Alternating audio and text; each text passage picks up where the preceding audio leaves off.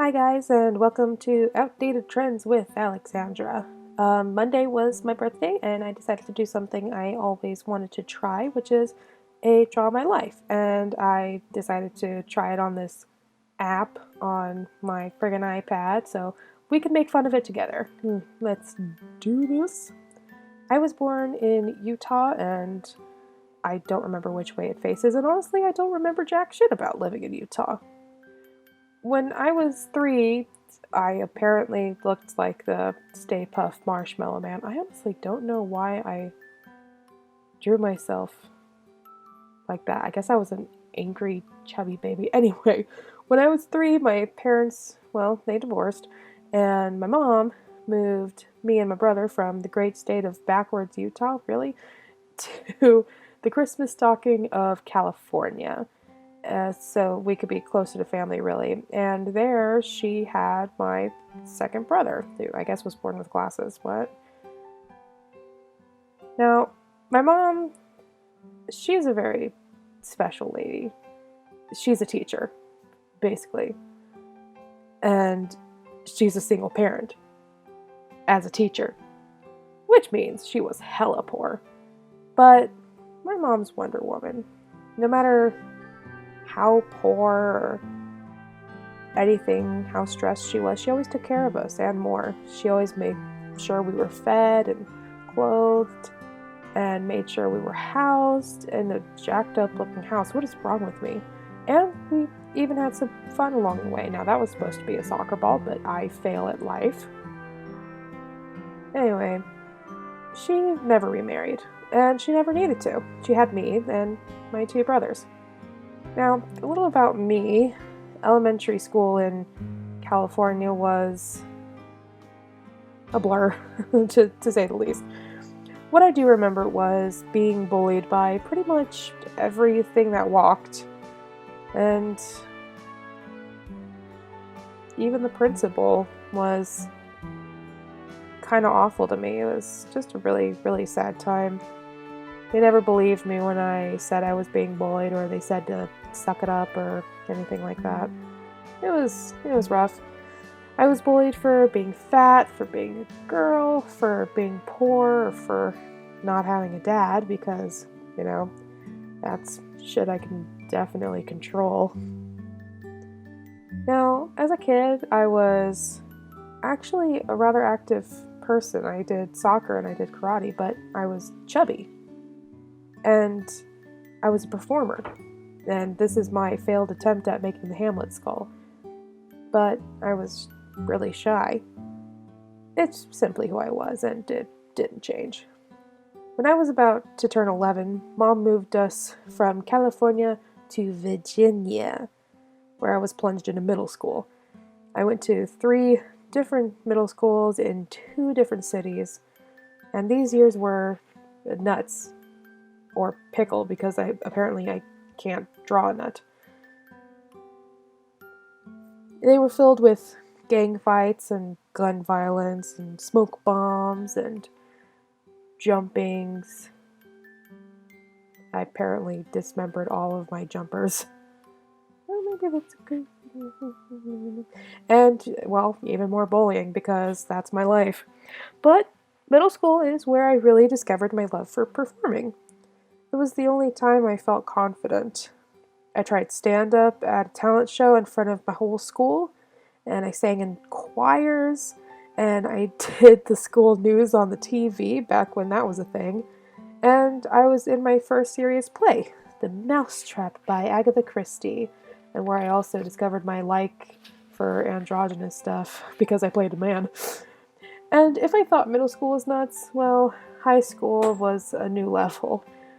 9th grade took me to Arizona, and 10th grade took me back to Virginia. 9th grade brought me my love of Shakespeare and theater in general, though performing was only allowed for seniors. Back in Virginia, my 10th grade high school didn't have performance anything, so I did art and soccer. Then my 11th grade high school finally had theater and the opportunity to act, so yay. I think I drew a little too fast for my narration there. High school, though, wasn't the best time. When is it ever? More bullying, plus crazy teenage hormones, plus the development of mental disorders. So, brain clouds on a brain. Isn't that how it's usually supposed to be? Like, when I was 15, I had an infection in my gallbladder that spread to my stomach and liver, which resulted in emergency, life-saving surgery. And those are supposed to be 4 scars. It actually took 4 scars to get to it. Despite losing some of my stomach and playing varsity soccer and having an eating disorder, I remained chubby. Not only was I bullied by others, but I bullied myself. A lot of things happened in my school years I'd rather not talk about. College was an even bigger roller coaster. I went for theater, duh, only to be told I'm too fat and too tall to be cast. Ever. In 5.5 years, I had 2 roles outside of class, one being a non-speaking role called the plump sister. Great. Of course, it was disheartening, and I chose to quit acting and focus on research. College is also where my mental disorders fully showed their ugly faces. And that was an even harsher time. At the council, we have chronic depression. We have Fu Manchu. What? We have panic disorder. We have more Fu Manchu. What is happening with chronic depression anyway? And we have PTSD. And the big shaker of them all, suicidal thoughts. It didn't really help when I was friggin' suspended from my college for 2 semesters for reaching out for help when I was suicidal. It was a pretty dark time.